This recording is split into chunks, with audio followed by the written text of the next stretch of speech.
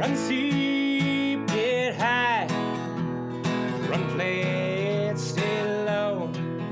Run the mountain, run the road. Run past the 8 stand to the commode. Oh, run steep, get high.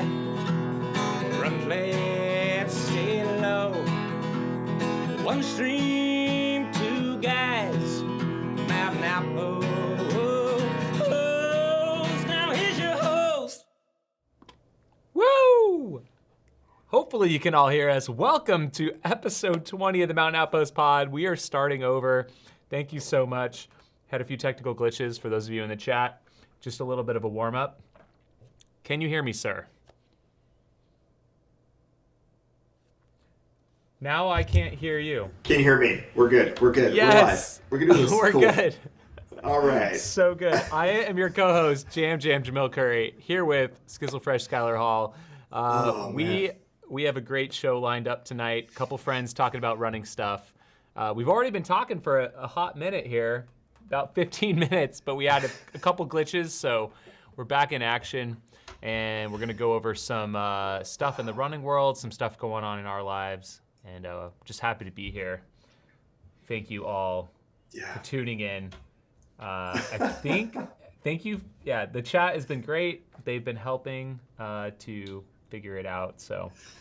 I feel like the chat was just in our production meeting to be like, yo, you guys got to do better. So thank you. Behind the scenes, I think that was like our first real glitchy show in a lot of episodes. Let's not even talk about like 1 and 2 that are still not released. Those were bad. They had room for improvement. I'm gonna look on the bright side, but yes, they were special. Yeah. And we apparently still have room for improvement. So. Oh, absolutely. Let's see. Where were we? Where are we going with this show today? Tell me how you're doing. Tell me Cocodona training. Tell me what's up. What's in your life? Yeah, I did a big training run. Another big training run on the course. We've been putting out some they're basically treadmill distraction videos. I think these like 40-50 minute run steep episodes on these big sections of the Cocodona course. It's been really fun. We've got another one coming out later this week. So ran from Fort Tuthill to the finish in downtown Flagstaff. It's a section of the trail I hadn't done before. I've done pieces of it, but it was really awesome. Started with Peter Mortimer, who's running the race, and Jeff Garmeyer, who's also running the race. Jeff is a former Arizona Trail FKT record holder. Fun fact, we have 3 former Arizona Trail FKT record holders in Cocodona this year, which is very exciting. And then Peter Mortimer's on the Air Viper racing team. So yeah, it was a lot of fun. We were getting snowed on at mile 20, drinking some White Claws out of Peter's car. There were actually some Arizona Trail thru hikers that hung out with us for a couple minutes. Then Jeff Browning joined us for the climb up Eldon. He just moved to Flagstaff somewhat recently, and then there were like even more friends at the top of the mountain. So there was like 6 of us running down for the top of Eldon. It's a good time. We finished right in Heritage Square downtown Flagstaff, where the race will finish.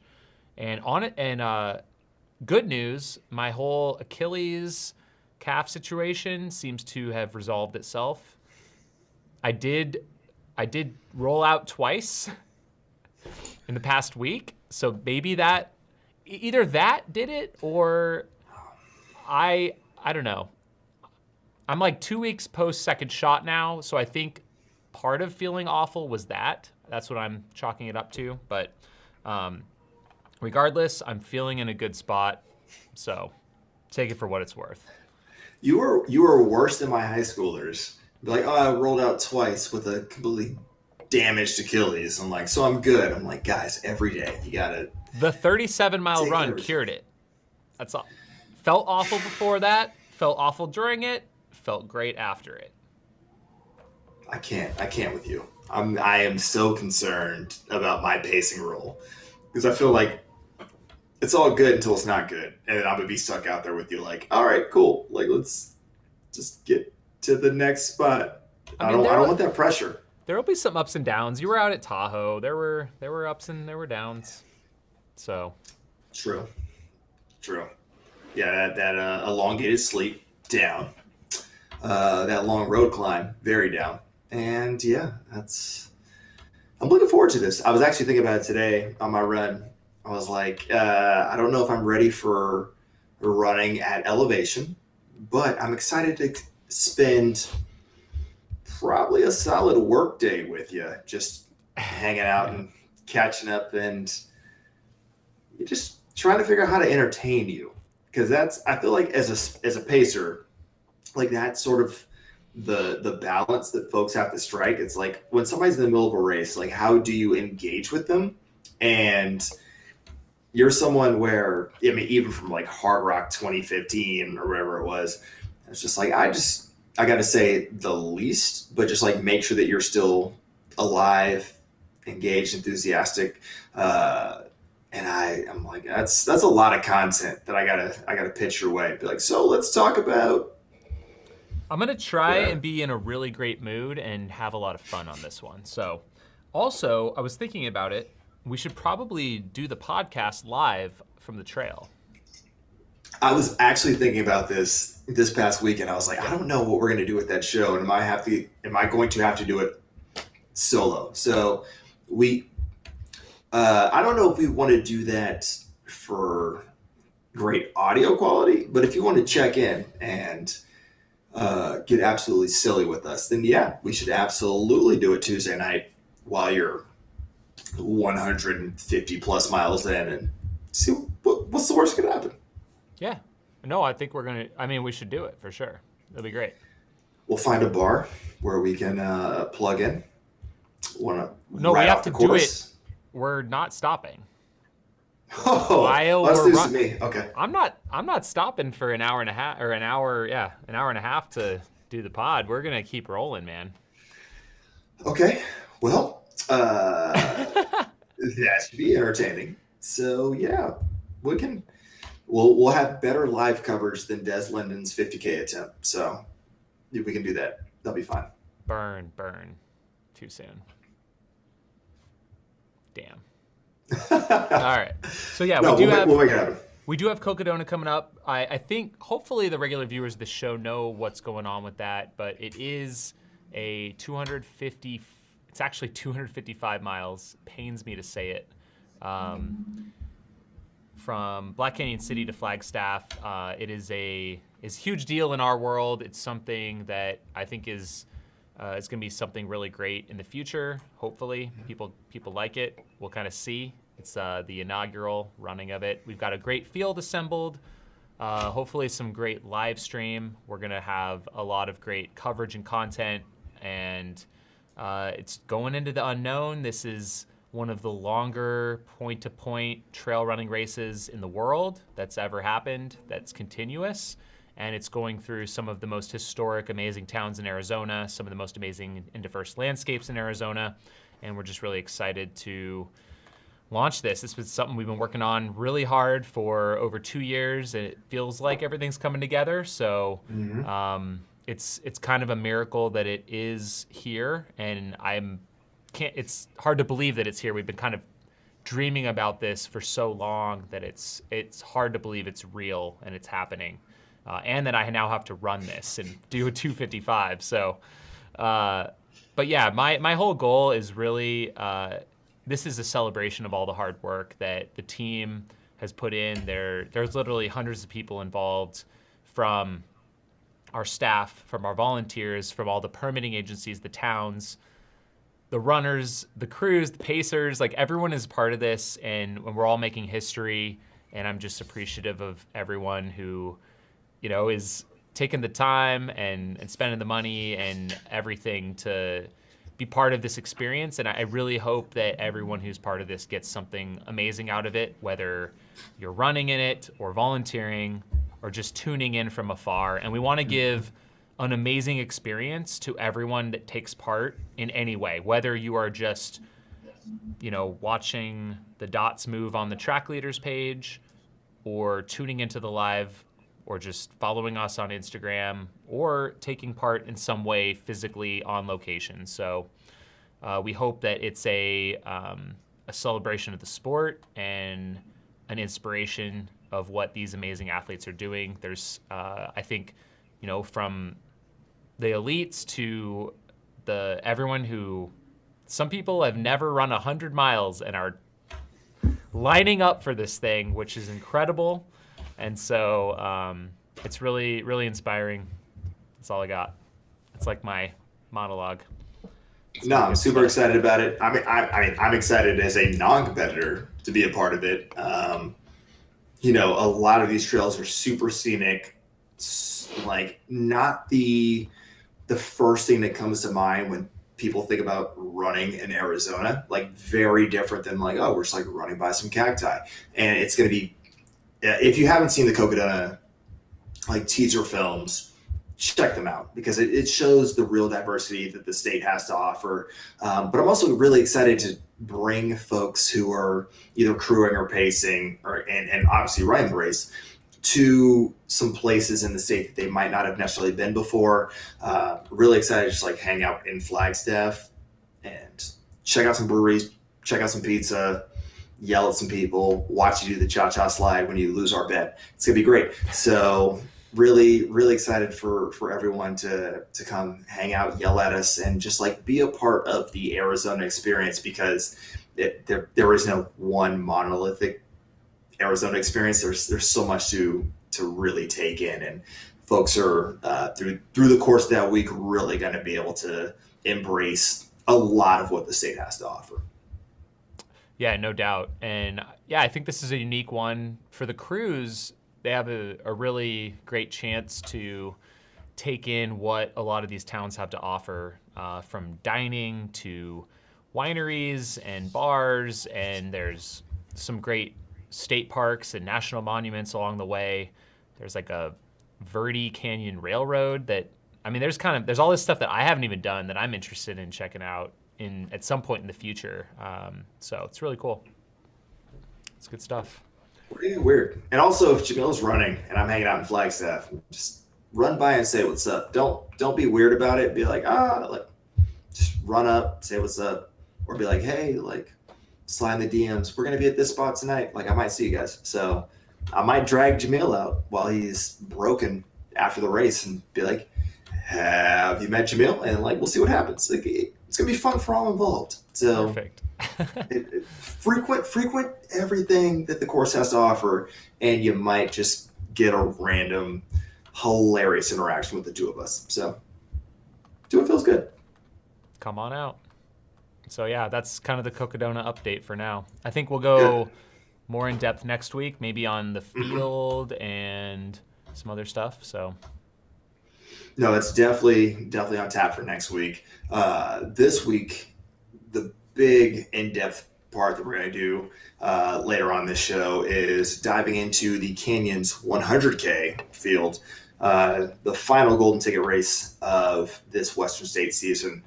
And we'll pretty much round out everyone who's going to be towing the line, running from Olympic Village all the way down to Auburn. So, or Placer High, just getting on that track. So get excited for that. But we got some things we got to check off the box before we get there. So let's talk some news. We got Run Steep news. It's not lost on me that Run Steep Get High on a podcast for 420. There's a lot of fun we can have with that. But also there's some Run Flat Stay Low news that we're gonna dive into. So Jamil, what would you like to jump into first? For the Run Steep Get High news? Or Run Flat news if you need me to carry the water. If you want to take it, I can get prepared. Sure, I will go wild, I guess. Or we can do it. We can tag team. You can do one. I can do one. Whatever you want to do. No, mine is many. Once you get going, you just gotta go. It's the track life. Once the gun goes off, you have to sprint to the finish. So, all right. How about you go for it? Then I'll do some stuff, and then we'll jump into the canyons. Great. That sounds like a winner.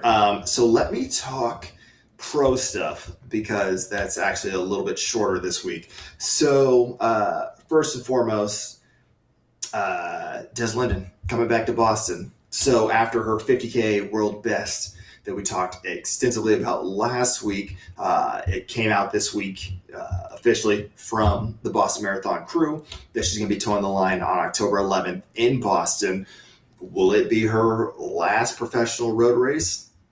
Question marks remain. We don't know, but she will be towing the line, looking for another victory to really capstone her career at this point. So look forward to that. It'll be her 8th running of the Boston Marathon. So it's not like she doesn't know the course, but nobody knows the course in October. So we'll see what comes about. Other news, Eliud Kipchoge. If people really thought he was left for dead after London last year, he comes out and runs a 2:04:30 at the NN Mission Marathon. It's a 5K loop around an airport in the Netherlands after it was moved because of COVID-19 protocols. Basically just pulled away from the field at 20 miles and crushed it. So looking really strong, put all doubters to rest leading into the Olympics this year. So yeah, he's still a force to be reckoned with, and everybody's looking at it like 2:04, significantly slower than that 1:59 that he ran. But also, this was a sanctioned course and an actual event with 3.5 months to go until his A race. So yeah, he's going to be one to be reckoned with in Tokyo, and then we'll see what he has left on his bucket list, because if he wins in Tokyo, he'll be a 2-time Olympic champion, multi-time world marathon major champion. And it's, what does he want to do with the rest of his career? So let's find out what he wants to do to cement his legacy, but that's forthcoming. His teammate actually finished about a minute and a half behind him.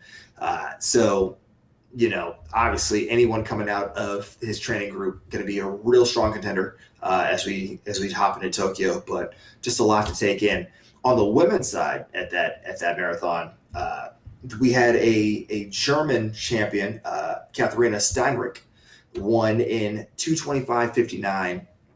There's a lot to watch on both sides because a lot of the European countries were actually using this as a quasi Olympic qualifier. A lot of folks from the Netherlands, given that the race itself was in the Netherlands, were hopped in, as well as some German athletes, some Polish athletes. So great results across the board, which you would expect from a pretty flat runway at an airport on a 5K loop, but a lot to appreciate, and a lot of folks showing fitness as we head into Tokyo in just 3 months' time. Other pro news: Emma Bates, the ASICS star, has joined Team Boss alongside who even know. She left Boise to go to Boulder to be alongside Emma Coburn and Aisha Pratt-Lear and Corey McGee. There's so many folks that are in that group. Kate Grace recently joined that group. So just one more star joining Team Boss. And again, Team Boss is one of the more entertaining groups. Morgan McDonald, also a part of it. But they don't have a major shoe sponsor that's sponsoring the entire group. You're actually seeing athletes from across the shoe sponsor spectrum, or the major sponsor spectrum, all training together. So it's really interesting to see how they all work together. So shout out to Emma Bates for towing the line there with that group, and probably taking a good swing at the 10K Olympic trials come June. Let's talk race results. We had the Tom Jones Memorial Invitational in Florida this week. We had Mr. Gatlin just once again runs sub 10 to just demolish a 100-meter field that had more or less been right with him or beat him in the past couple of weeks. Andre DeGrasse was a 100th of a second behind him. So Justin Gatlin ran 9.98.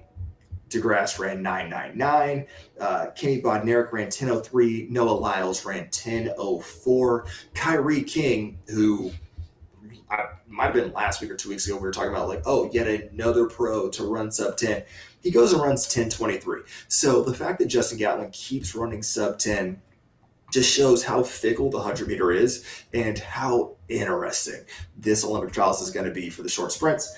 On the women's side, we had Javianne Oliver ran 11.12 over Tiana Bartoletta, who ran 11.16. The best part about this is that Tiana Bartoletta was formerly Nike. Her contract expired at the end of the year.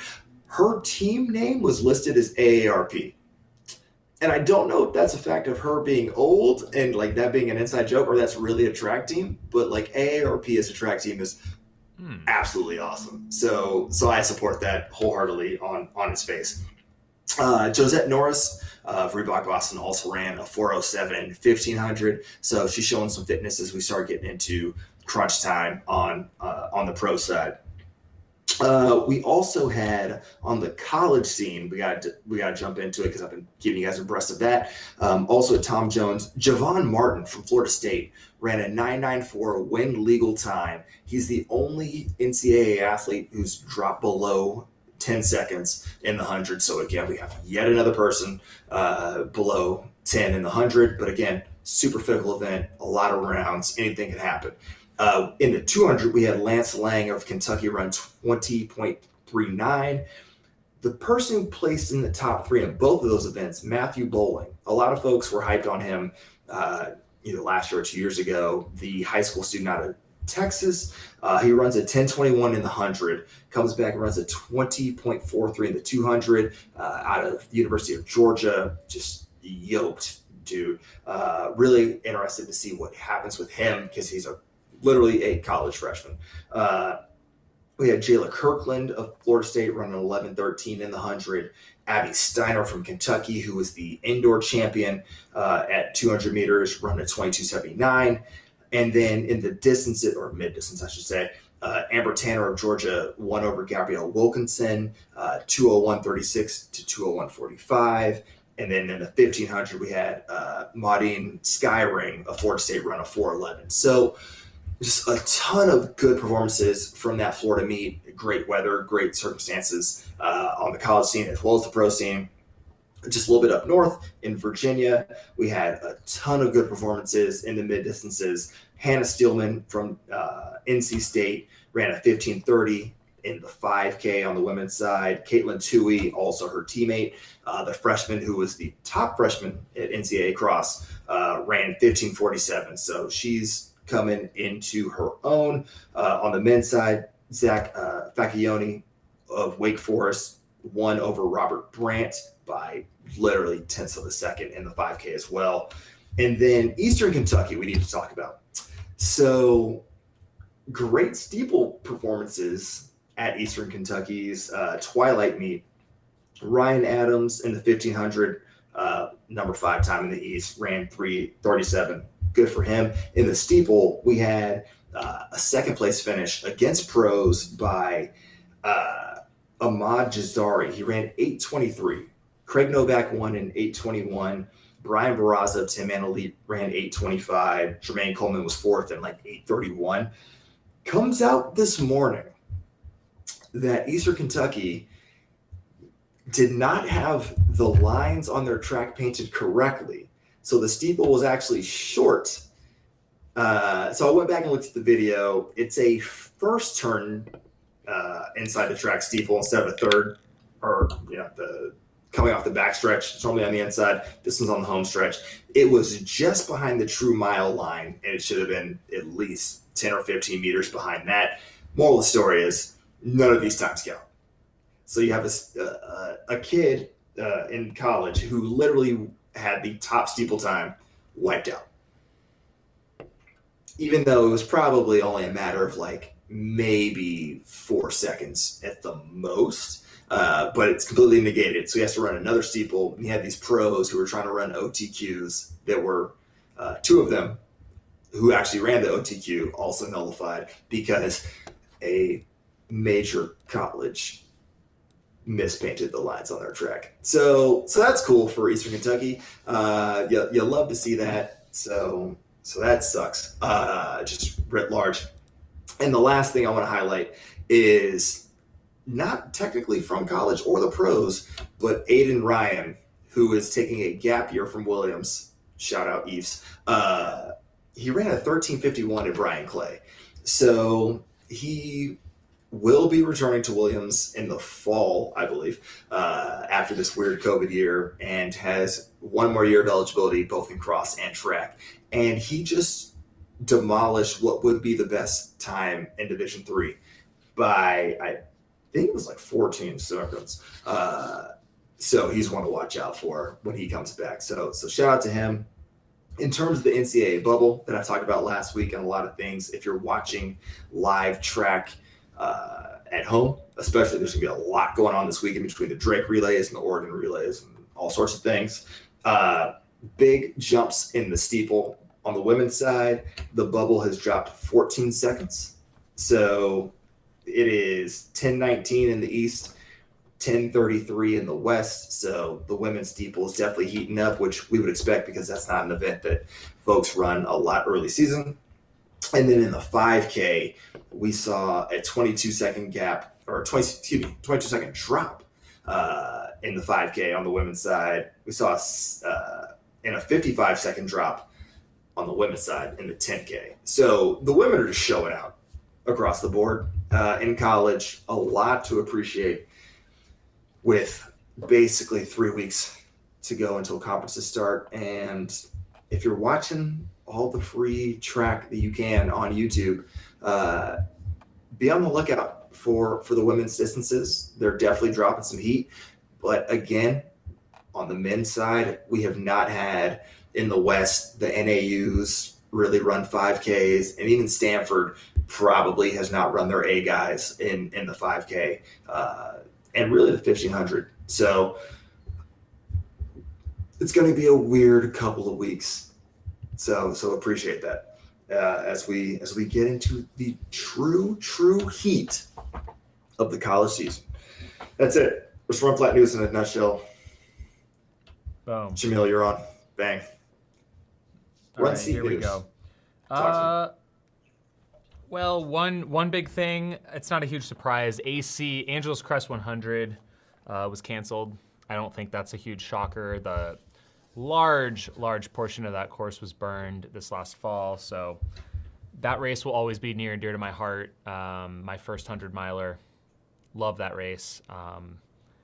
It's like, there's a lot of things with that race that have changed since I first ran it that are a bit frustrating. Just, it's moved more and more onto the highway road stuff. It's like they keep getting pushed out of all these areas, all the fires. First time I ran it was in middle of September.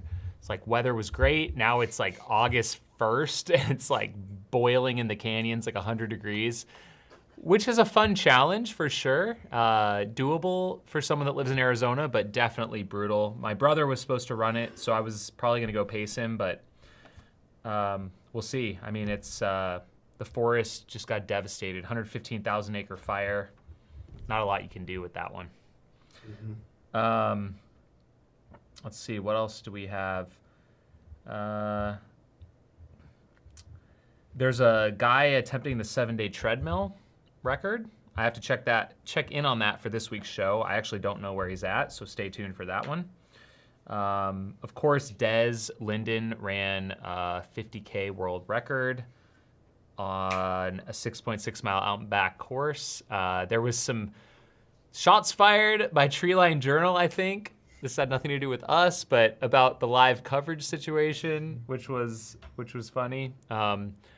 Because they said there's no live coverage because there's no cell phone coverage on the course. There were tweets going out in somewhat real time, like maybe they had to drive to get the tweet out, but I don't know. I would love to have had the opportunity to see what we could have done with that one.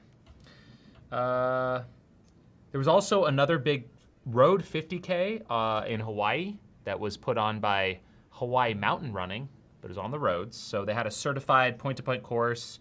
Saw some fast times there as well.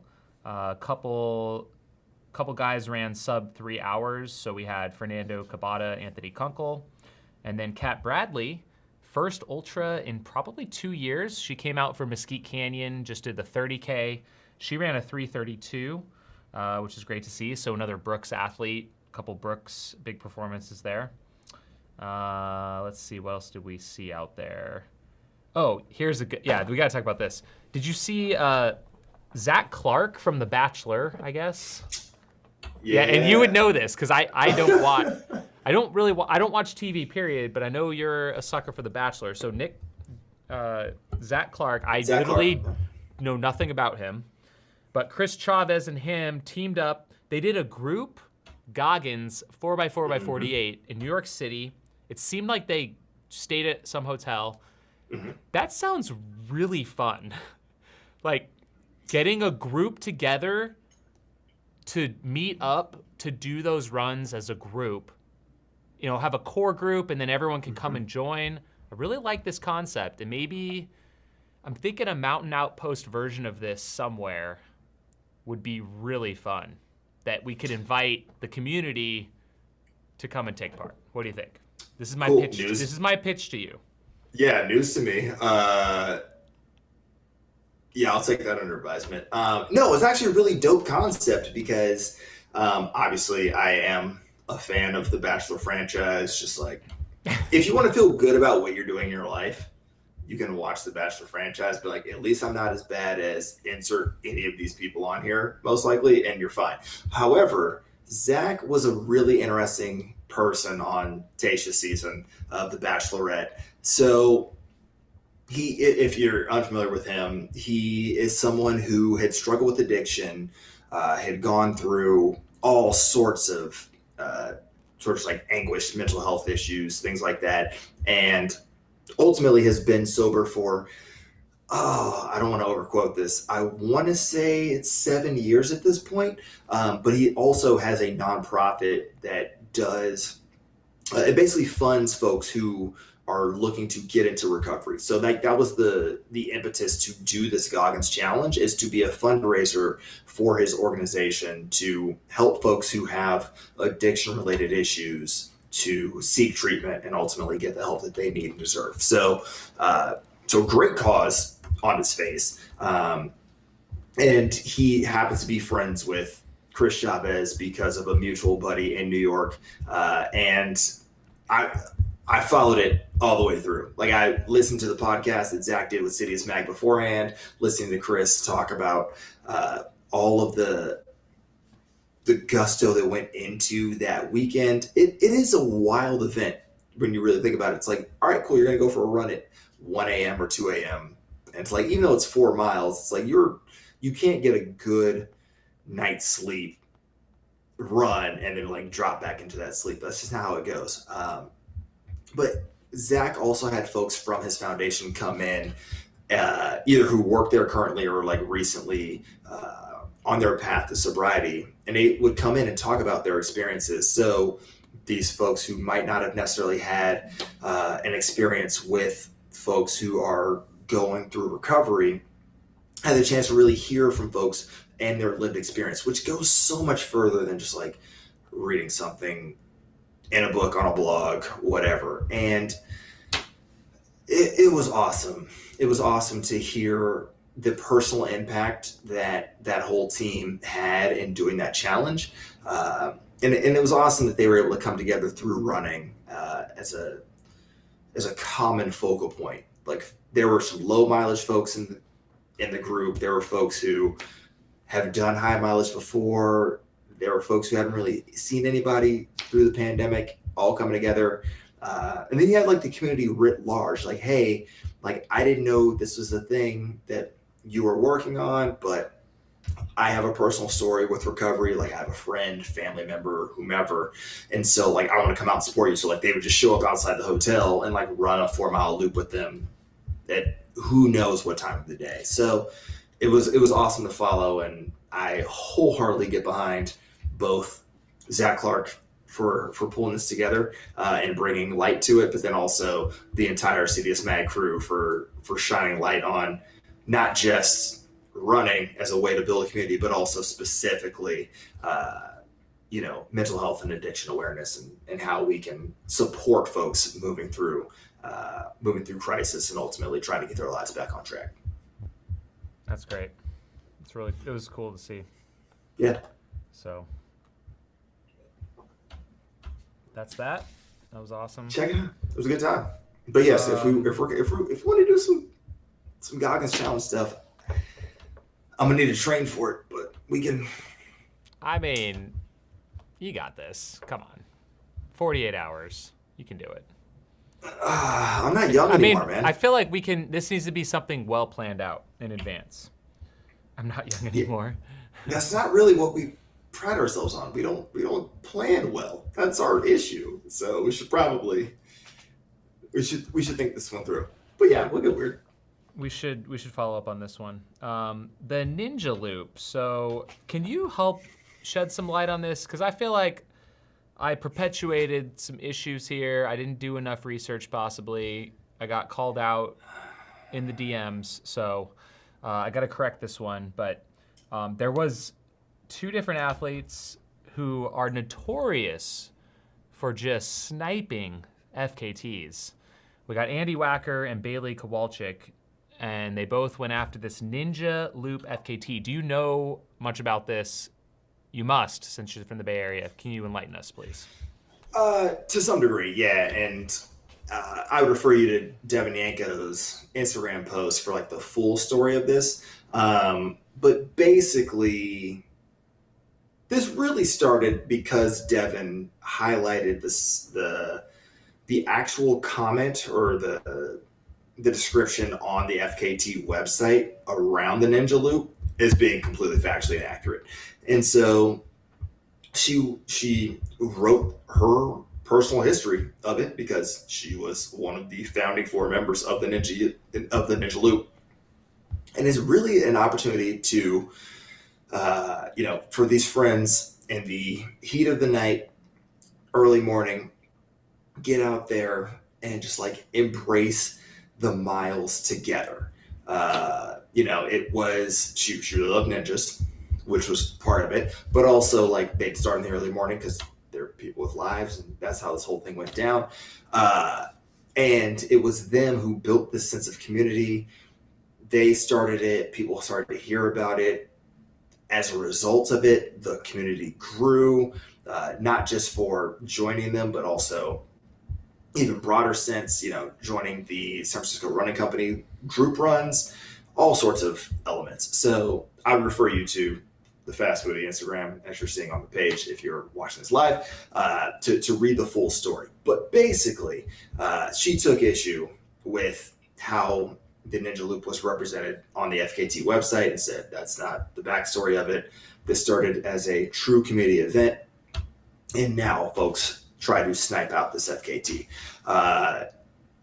And it was a Bay Area staple from the north end of the Golden Gate Bridge, around the Marin Headlands, and back down to the north end of the Golden Gate Bridge on the west side. So it was every single Thursday morning. Every single Thursday morning. Yeah, that's really what it came down to. Kind of reminds me, but then did it like phase out at some point? Like they didn't do it anymore? It kind of evolved into other things, or does it still happen? It definitely still happens. Like, I mean, you won't necessarily see like a huge group. I mean, also this could be partially pandemic times, but you'll see if you follow enough Bay Area trail runners, you'll see the Ninja Loop occur at least once a week. Like folks are always running the Ninja Loop. Even folks who live in the city will run across the bridge, do the Ninja Loop, run back, or they'll get a ride. The November Project had some folks who would run on a regular basis. Like you kind of can't run in the headlands on a regular basis and not do the Ninja Loop. It's just, it comes with the territory. Like it's a proper rite of passage. Like in the same way that running up TAM for TAM Tuesday, which is actually on Wednesday, is a rite of passage. TAM Tuesday's on Wednesday? It's a thing. Don't ask me. I didn't make it up. I need to get more in the history of all this stuff. That's incredibly interesting. It kind of reminds me of like when I got started in Phoenix with trail running. we had the Wednesday morning running club. And so every Wednesday morning, you meet at the top of the cul-de-sac at Piestewa Peak area, 5:15. And I honestly don't know if it still happens. I think it might have phased out. It may keep going with 1 or 2 people. I'm not sure. But when I was in college, just getting into the sport, me and my brother would wake up, 4:45, drive up there, and there'd be 6 to 12 of us. We would go turn our headlamps on in the winter and run around for an hour. And it was, I feel like it's very similar type of thing. So it's good to know. I was just totally ignorant to it, and so I apologize if I offended anyone. But I was one of the people who just looks on the fastest known website. Someone must have just put something up there without knowing what's going on. So hopefully that gets updated. I'm definitely going to highlight it in this next week's show. So, and I should be clear that the FKT was set by those 2 runners, Andy most recently on the men's side.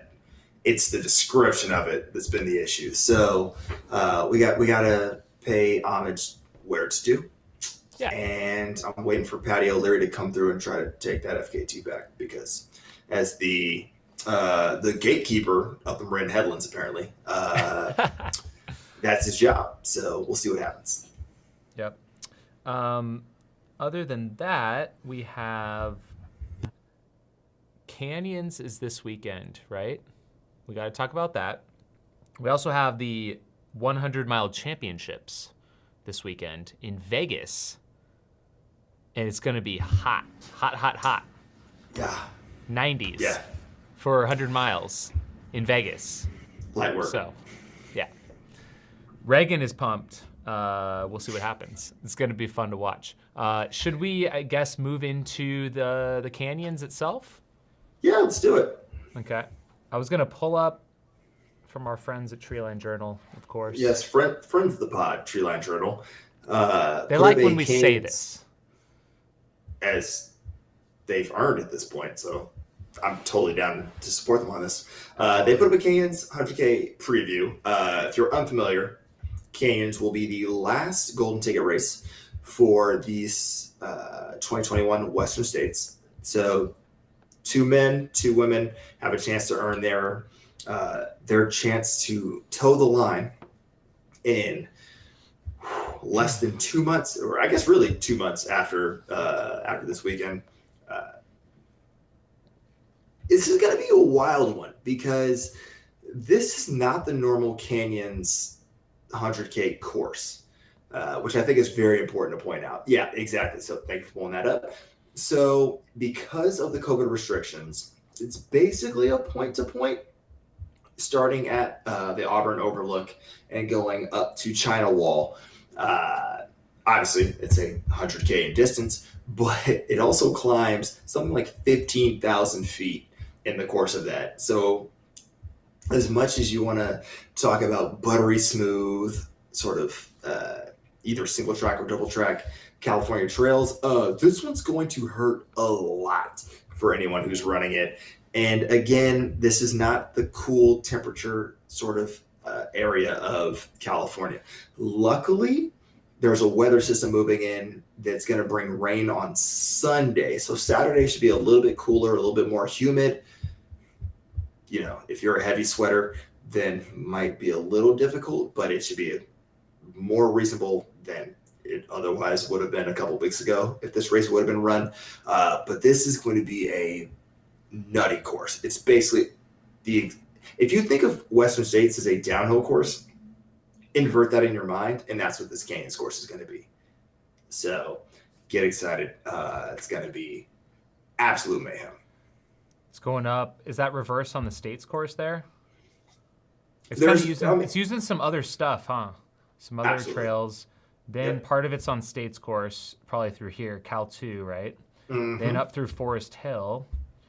And then they go through, do they make it to Michigan Bluff? Is that what this one is right there, mile 40? Looks like. I believe so.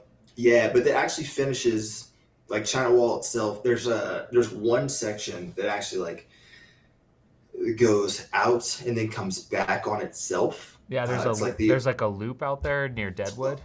A little lollipop. So Yep. it's the only point that you come back to on course, and then it finishes literally right off of Forest Hill Road. So if you're familiar with Forest Hill on Western States, you got to just keep going north, and you'll eventually get to the finish line of Canyons. So it's gonna be wild. It's gonna be absolutely insane. So getting into the women's field, we've got. So I have not read this yet, so I'm doing this in real time. So Nice. We're just gonna go down, and there haven't, races. This is the first real big race in California, I think, since the pandemic. We've seen a couple little ones, I believe, but this is really the first big one. So Wang, I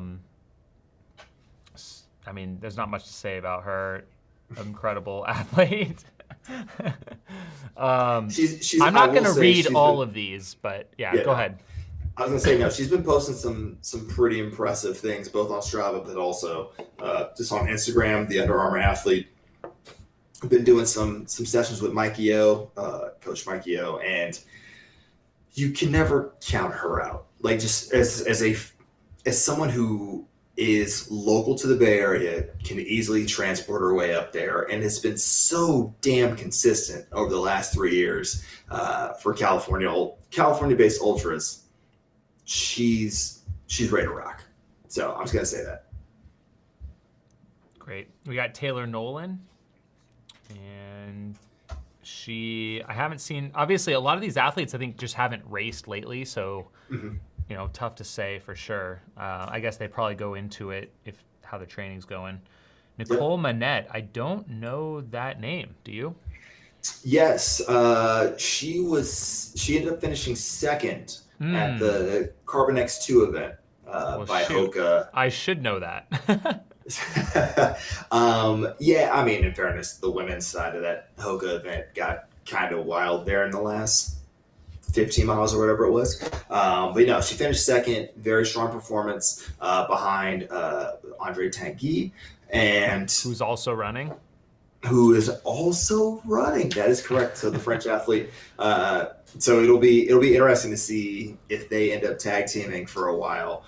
Two Hoka athletes could try to take these two Carbon X spots, even though they come from these two Carbon X athletes from Hoka could try to take these two golden ticket spots. But obviously they didn't necessarily train together before the Carbon X event, and it'll be interesting to see how they've rebounded and come together on this Canyons 100K course. Did you see there was a hashtag Run Flat Stay Low shout out in her bio? No. It says, she's from Michigan, so the Run Flat Stay Low factions out there will tell you that vert is not real, and there are plenty of flatlanders who seem to handle vert just fine based on fitness and athleticism alone, Casey Lichtai being one of them. You're making waves. You're making waves, sir. Message. Yeah, that's what I'm here for. I support this. Thank you. So yeah, Audrey Tanguy, we just talked about her. She is gonna be here for this one. Yep. Leah Yingling. That's a name that should be familiar to you. Black Canyon 60K, 6 minutes back of Rachel Drake. Mm-hmm. So I mean, that is pretty cool to see Black Canyon 60K athletes kind of maybe using that as a stepping stone or a tune-up for canyons. I mean, that actually there's quite a few athletes, I think, because I know Tessa also is running as well. Absolutely. Yeah, we're definitely seeing a good number of individuals who are coming back either from Black Canyon 60K or 100K for canyons in a normal year, pre-readjustment. Lake Sonoma would have also been on the docket, and so it would have made a lot more linear one-to-one sense. But we're going to see a lot of folks that we previewed or were thinking about before Black Canyon who are going to be making waves this weekend. I wholly expect that a lot of the folks who ran Black Canyon well and have that technical expertise with the late sort of rockiness are going to transition well to this Canyons course, where it's not going to be buttery smooth in the last section of this course. Christina Trigstadt, sorry. I don't know a lot about her, but it says here course record at Bridger Ridge Run, which is I think a really, really tough run near Bozeman, Montana. Let's see. And Grayson Murphy was in that same race, and Christina won, so that'd be interesting to see. Emily Hawgood? It's just a feel-good story. I mean, 3rd at Bandera, 7th at Black Canyon. You're just like, please make it in. Just like if you've run all 3 golden ticket races that have occurred in 2021. If you make it in, like that's just, you gotta support that. You gotta feel good about it. And if she doesn't, it's gonna be brutal. So shout out to her for giving it one more go. We got Beth Pascal, Solomon athlete. She was 4th at Western States the last time it happened. So I mean, she's already got her spot, but it'll be cool to see her there. Abby Hall, let's see, what did she just run? She just ran Crown King this year. Oh. I think she was on like an Adidas shoot out here. Now I want to go look up. I forget. That is the thing that happened recently in Sedona, as I found out last week. So yeah, that would make perfect sense. And Crown King would actually not be the worst training run for this Canyons course. There's a section, I want to say from like 41 to 44. Yeah, she was second by 9 minutes, so 10 minutes off like record. So great tune-up. Yeah.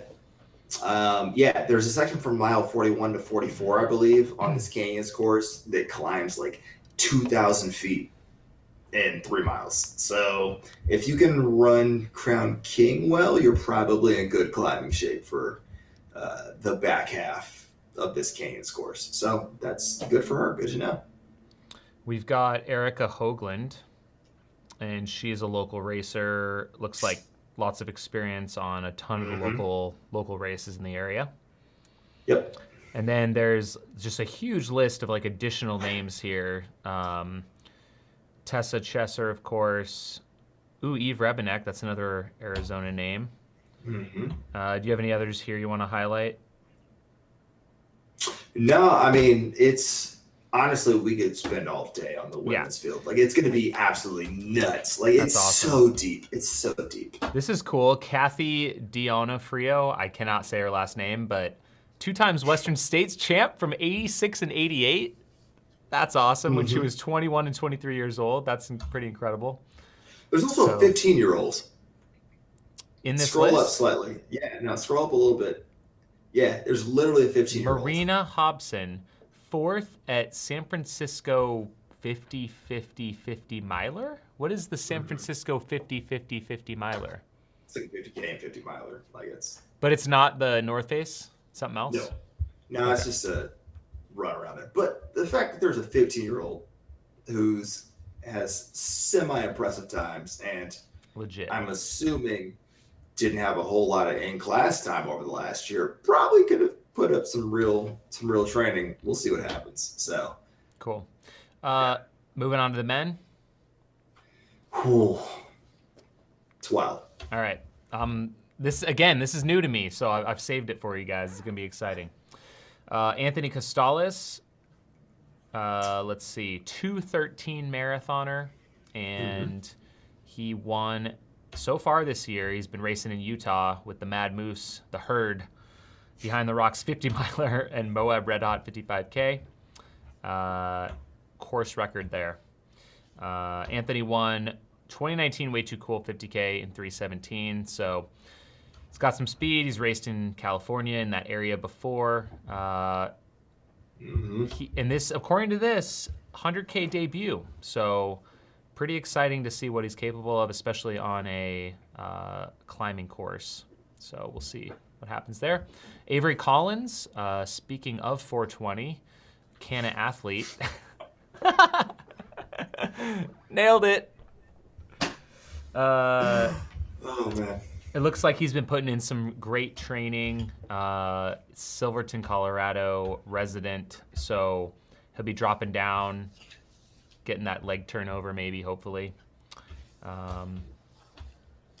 And oh yeah, I forgot about that. There's been some battling on the Backbone Trail lately, and he was part of that. He took the MKT. I think it's been lowered since he said it.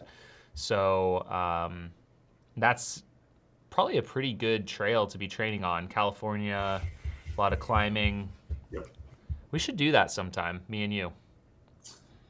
I'm roping you in. We should run Backbone point to point. That'd be a My good people time. call your people. Yeah. All right, good times. David Laney, I saw he was giving himself a new haircut today, maybe getting ready for this. Did you catch that? I did not. And he was giving himself a mullet, or like an update to his. Maybe he's had a mullet, I don't know. Things you see on Instagram stories, you know? Pretty wild. So yeah, I mean, Laney is just an institution on the ultra scene. So running for Craft now from Nike Trails. So we'll see how the Craft athletes can see if they can make a splash here. Canyons. Max King, what up? Love it. That's going to be good stuff. Cole Watson. Don't sleep on Cole.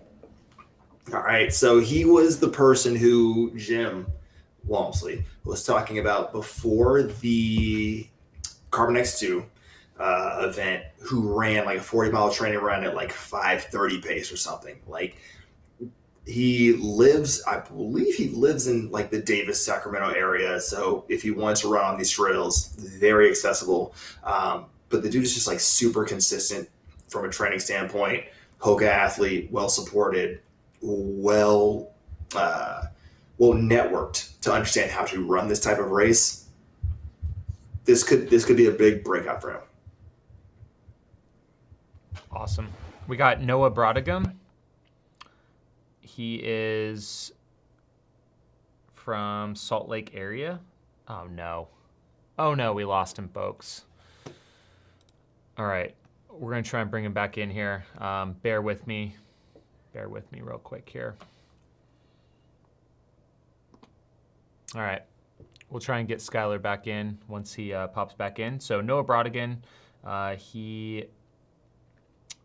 he won the 2020 Speed Goat 50K against Hayden Hawks and Anthony Costales, so you know he is going to be fit and ready to go here. He also recently won the Antelope Island 50K, new course record, 3 hours, 32 minutes. So it looks like potentially his first 100K as well, according to Treeline Journal, so that is exciting. Patty O'Leary is the next kind of last big name on this list. Excited to see Patty give this thing a swing. He did win this race before, back in 2016, it looks like. And we'll see what Patty's been up to lately, so it'll be really interesting to watch that. We've got a big list of other guys here. I mean, any of these guys could kind of slip into the top ranks of this thing. Oh, it looks like we have you back, sir. Yes, sir. I got you. Love it. We kind of touched over the fact that Patty O'Leary is running. Don't sleep on Patty. Good spirits and ready to rock. So he's one to watch. Also, in those others to watch, Gus Gibbs always overperforms. Always overperforms at California Ultras. So Team Sombra. Do not sleep on Gus. Who knows what the hell he's going to bust out. I have no idea what sort of shape he's in, but I will not count him out for at least a top 5 finish on a regular basis. Brett Hornick, fresh off that Peterson Ridge work. I think he did the 40-miler or what have you. Well, I think it was a bit short this year, but yeah. Right. But listen, still in shape. But also sleeper, deep sleep, like Casper mattress sleeper, Scott Trummer. Okay, listen. he's deep on this like people to watch list because he hasn't done anything in the past couple of years, allegedly. Listen, he has done absurd hill work to get ready for this race. Like if you went to his Strava, you wouldn't see a whole lot going on, but he's literally showing up and doing like 5 miles of hill repeats with like 3,800 feet of climbing. Like he is ready, and the man is got stupid leg speed. So if it comes down to really having to work in the back half of this race, the man is crazy fit. So Chabot, shout out. Scott Trummer, watch for him. Don't be surprised if you see him in contention through halfway and then just starts picking folks off. A couple other names I got to shout out. Nicholas Caruso. He was second at Crown King this year, 22 years old, ahead of my bro. We got Cody Logan, too. He's been running some Aravaipa stuff lately. First at Coldwater 100. He had to drop out of Mesquite. He was really pumped up about that one, so we'll see what he can do out here. Anyone else you want to go? There's just a big list. So if you guys want to see this full thing, check out Treeline Journal, of course. Yeah. There it is. There's your Canyons preview for y'all. It's going to be a good time. I mean, honestly, this is this is the biggest race that's occurred in California in 14 months, basically since the 100K champs last year, or was it the 50K champs that occurred in early March last year. What was the name of that one? I don't think it was Formidable, but was it? Prairie something? No. Nah. It was basically, like Tollefson was in it, right? Yep. Or no, it was the Tollefson. No, it was the 50 mile. There was a 50 mile, wasn't it? That sounds right. Yeah. Basically, moral of the story is California's back, people. So get excited. This is also a great sign for Western. So Canyons goes off without a hitch, then you should feel pretty good that Western States is going to pop off. And it's going to be mayhem. So, Pioneer Spirit Trail Race, 50 miler, March 14th, 2020. There we go. Yep. So 13 months and California's back, baby. So, woo. It's gonna be a wild weekend, and coverage. I don't know how it's gonna look. It's gonna be a lot of live tweeting, but also not a lot of the spots on this course are close to the road. Who's going to be out? Who's out there to covering this? The race, is the race doing anything, or is anyone going to be out there? Looking at you, Ultra Runner Podcast. He's going to be at the finish line, Yep. announcing at the finish. But I don't know that I've heard of any coverage. I don't think I Run Far does coverage anymore. They have. I think just recently, I Run Far started to do like this week in running, like Justin Mock. I just saw, it might have been the first one back, but they basically went dark for 14 months. So we'll see what happens there. I was just, because I was wondering if they would do a coverage of Canyons. So they've got This Week in Running, April 19. Did they do one before? They did cover Des Linden. April 12th. Okay, I missed that one. So, yeah, I think April 12th. So, that's not bad. I caught the second one back. So, there we go. There it is. I don't know. We'll have to go old school and just look for tweets. I'll be running up a mountain. We'll just have to go super old school and wait for the next edition of Ultra Running Magazine to be published in 6 weeks with the results. We'll find out who gets the golden tickets literally on the start line. Yeah. Western States. It'll be great. Yeah. So there it is. That's your preview. That's all the news. I don't know if we got anything else on that end. Should we jump into some Q&A or? Yeah, definitely. Let's get some live questions from the chat. Obviously, if you're listening to this on a podcatcher of choice on the Steep Life Media channel, hop in Tuesday nights. We're here on the Mountain Outpost YouTube channel.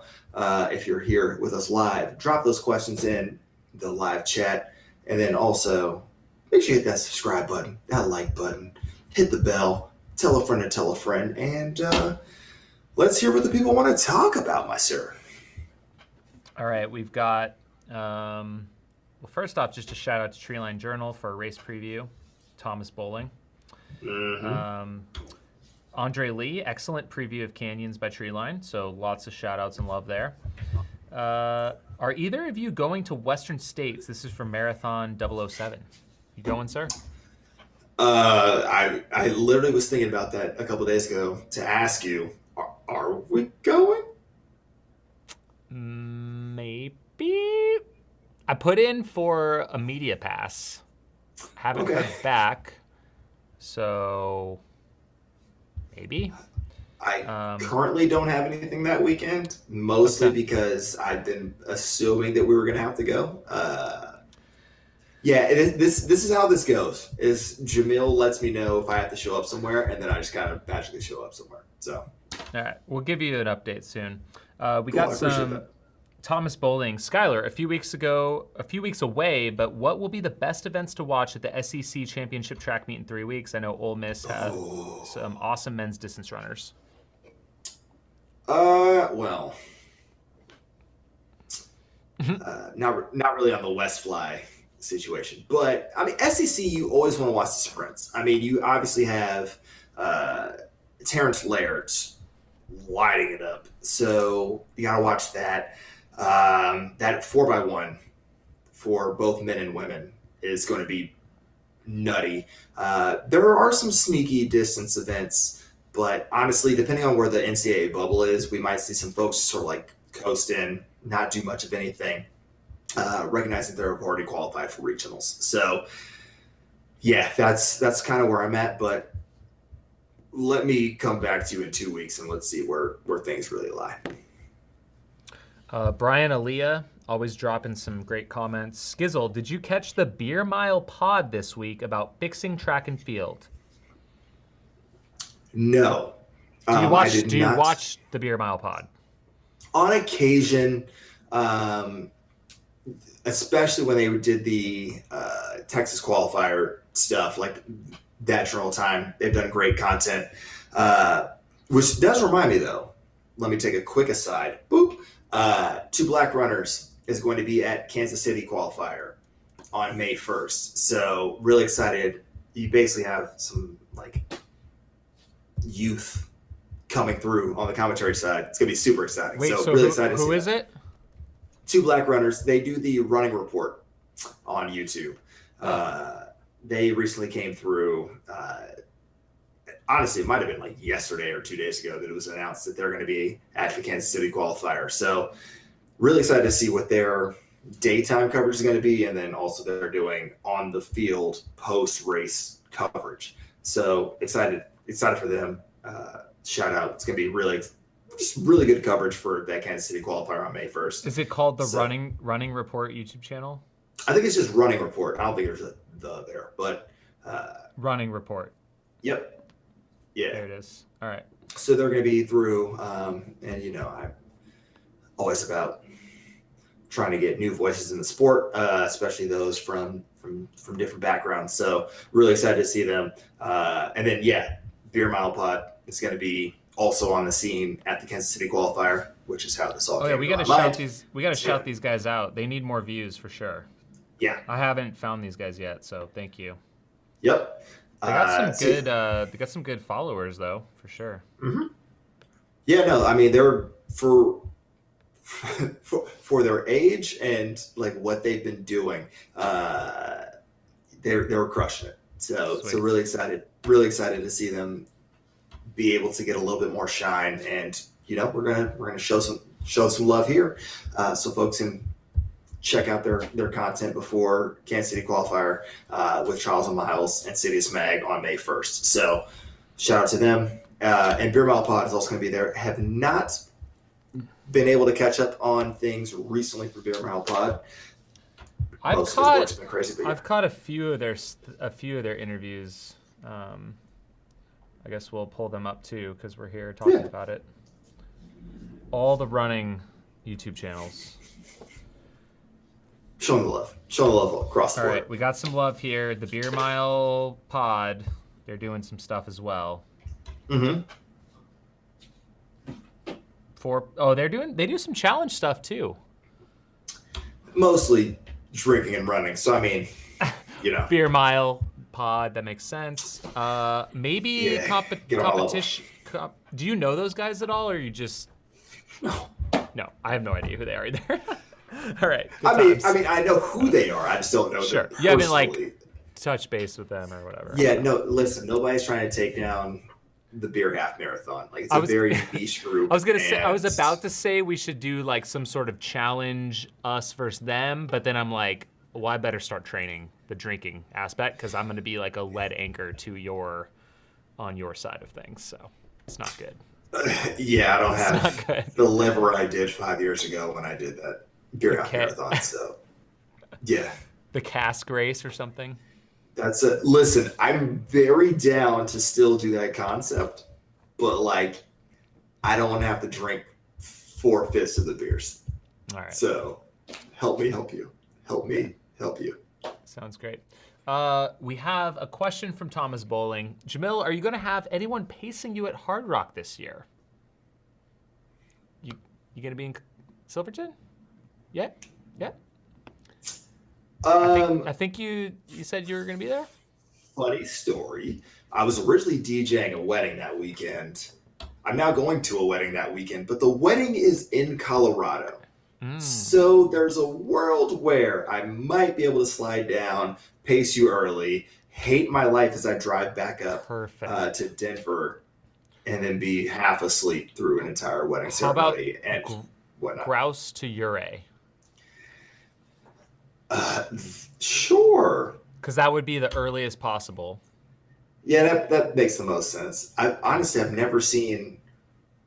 Well, I guess there was that descent that I tried to chase Killian down and didn't go great. But other than that, I've never seen the rest of that section. So yeah, what's the worst that could happen? Yeah, you hike up a road and you run down some cross country and then you run by some insane cliffs. So yeah, that was maybe not the best time to say what's the worst that could happen on that section. But yeah, let's not try to film it. Let me just help you as a person, and let's not make it a thing for YouTube. Let's just chill and run and make it happen. Yeah, that'd be perfect. Yeah, I'm sure she's in the next room, thrilled about this plan. So, cool. Well, you guys can talk about it and see if it can become a reality. I think my brother's also going to be out there. Let him take over or take over the canteen. The canteen. Woo! I totally just bopped into a Walnut Creek bar. That's on me. Let him take the backside because he was the one who made you run fast and to tell you right last time. So let him use that to your advantage. Also, it means I don't get dropped again, so that's great for me. And maybe I'll go to a hot spring afterwards. This might actually be the best Hard Rock I've ever had. So yeah, absolutely. Cool. So that's going to be good stuff. We've got super excited for the first running of Cocodona. This is from Jem Rooney, friend of the pod. Jem. Following the hit Black Canyon 100K live stream experience, the Cocodona stream to be lit AF. Jamil, what is your goal time for the race? Okay, goal time. So we're thinking purely hitting the bars in Flagstaff Wednesday night. They close at 2 a.m. Okay. 69 hours or less. I told you I booked a hotel in Flagstaff, right? Like a block away from Heritage Square. So I will be there at the bars regardless. Great. With you or without you. Are you with a huge Bluetooth speaker for your cha-cha slide? It's gonna be great. You said so you're gonna pace, did we decide Deer Pass around Sedona, or did we decide, was that it? Deer Pass preferably, but it depends on just flight, rental car, that situation. You will pick me up no later than Sedona. You'll have plenty of. I think you'll have plenty of time. But Deer Pass to where? Where are you going to go to? Black Tank, maybe. And then that sounds right. There was one where from a dropping me back off of my car standpoint made perfect sense because it kind of looped back on itself. yeah, and So then you were gonna maybe jump back in somewhere else at Fort Tuttle to Walnut or to the finish. Not over Mount Eldon. No. Okay, so probably to Walnut. So I might need to find someone to bring me home, so to speak. Let me put it this way. You'll be waiting in downtown at the bars. If I have to, I'm not going from Fort Tuttle to the finish because I'm not in that sort of shape. I know my strengths and weaknesses, and that is a hard weakness, and you'll let me die on the mountain. But if you have nobody else, and I got to take you from Walnut to the finish, I'll do it. But you're buying a lot of drinks that night for me. The question is more: do you want to be running in with me to the finish, or do you want to just be chilling at the finish, waiting? I always want to be chilling. I want to be just lamping, meeting the people, being a person, and then being like, "Oh, Jamil's about to dance in. Let's do this." That's way better for me as a person. So it sounds like Fort Tuthill to Walnut might be your jam then. Also, it involves a lot less climbing. So yeah, that's obviously my jam, my guy. Look at the sign behind me. Fair. All right. And then, yeah, if you do the Sedona section, you'll also avoid the Kasner Mountain climb. All right. Yeah. We're going to fill in the gaps, and we're going to make it happen. My goal is to have a pacer for every section you can have a pacer. Just Correct. because Where's your brother? He's running that 24-hour the Saturday before. So it would be fun to have him. I'll see. I got two other options. So two other people that I think are on board. So. And next week we're gonna preview this crew of yours. So we didn't do it last week. So I got to get it dialed by next week. Also, just so I know what the hell I'm doing, yes, you need to get it dialed by next week. Jem Bruni, follow-up question. Skylar, how many alcoholic beverages will you likely consume during the race? This is also something we need to talk a lot about. This might be a separate video discussing the Cocodona bar crawl that can happen for those that choose to partake in adult beverages. Yeah. It really depends on how much of the time I'm pacing you is in daylight hours.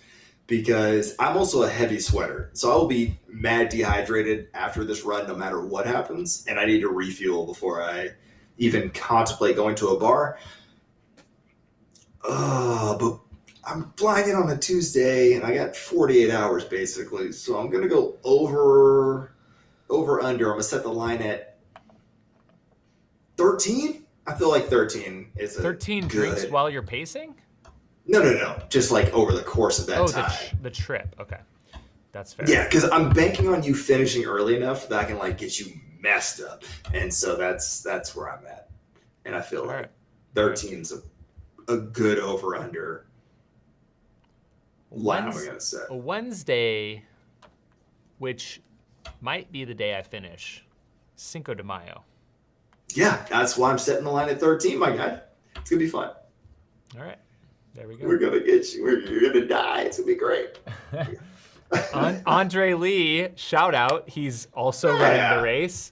He says he's down for the DBC, the Dona Bar Crawl. That's what he's calling it.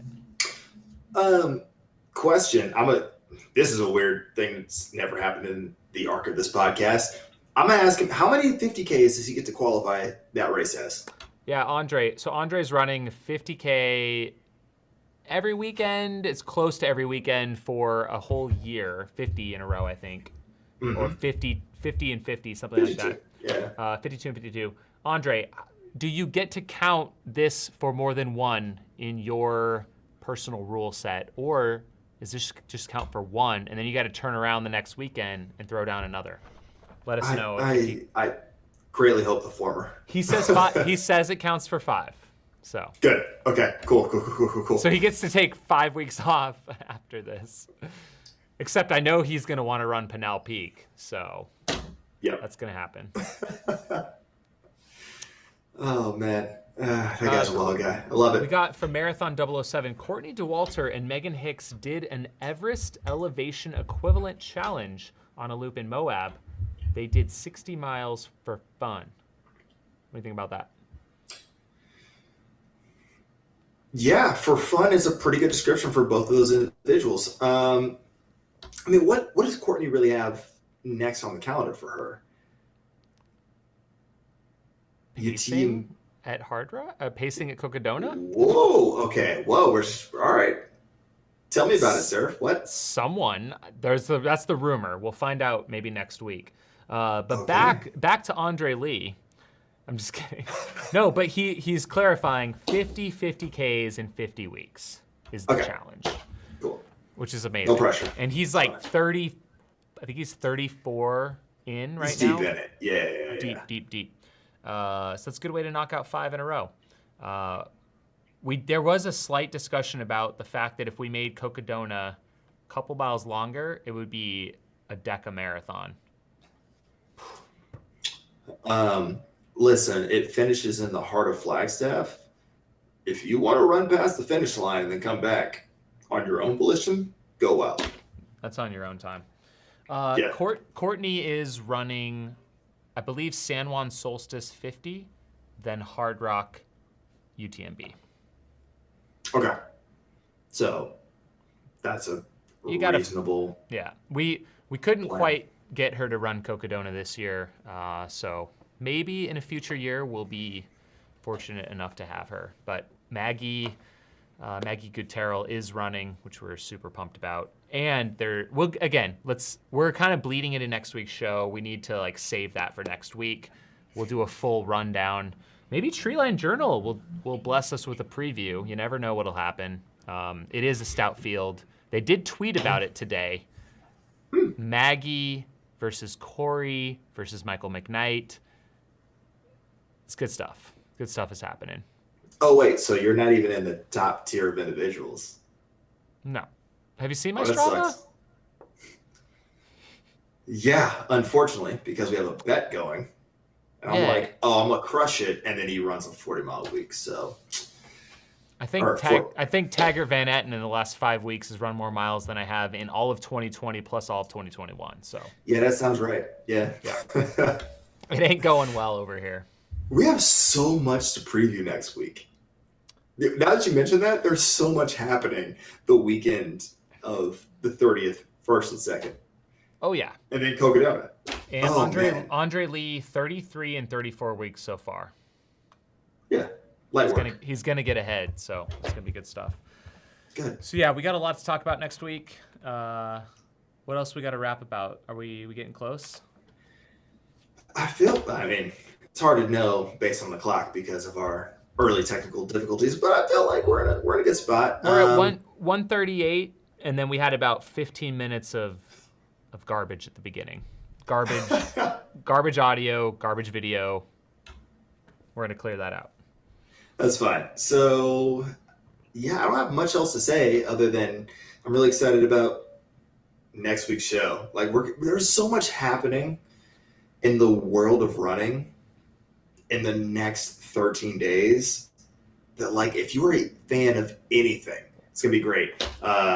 Also, if you are currently in the Boston Marathon or you thought you were, you got to reapply. This is your week. Congrats.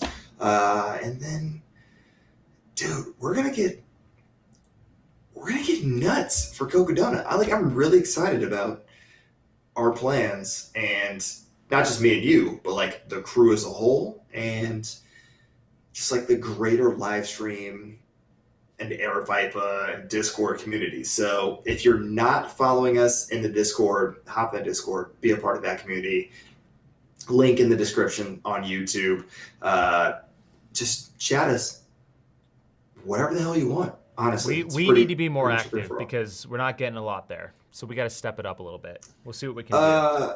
Oh, my bad. I got to shout out Eastern Illinois because I feel like there's a new school record in the 10K that I got to shout out. So lest I forget, Eastern Illinois is showing up for a certain virtual director. So there you go. That's it. I don't know why. It's like I fell into like a Schitt's Creek situation when I said that, but here we are. So embrace that. And also just thank all of you guys for your continued support. Instagram, Twitter, on the YouTube, on all sorts of social media platforms. If you're having difficulty finding this podcast, make sure, again, that you're in the Steve Life Media podcast channel. A whole bunch of things coming out, not just this podcast, but also Mountain House News. And then you have a special Cocodona training talks. Yes. Those are dropping. So they're basically Shelby, who's running her first 200 plus miler. She's been recording episodes with different athletes. So we've released so far Pam Reed talking about Cocodona. She's running it. We also have Carl Meltzer, who had to withdraw from the race. So check those out.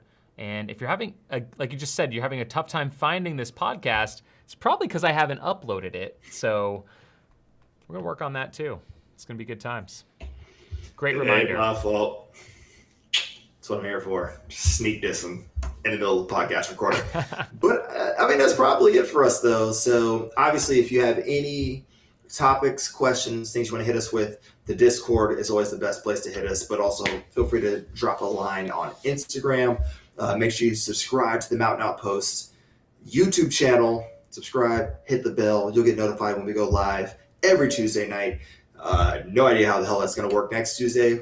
Or I guess 2 Tuesdays from now, we're on course, but get excited. But next week, big Cocodona preview, plus catching up on a wild weekend of track and just road racing. The 1 mile USATF championships are tomorrow. Forgot to mention that. Things are nuts. It's gonna be a wild week this week, and we'll talk golden tickets next week too.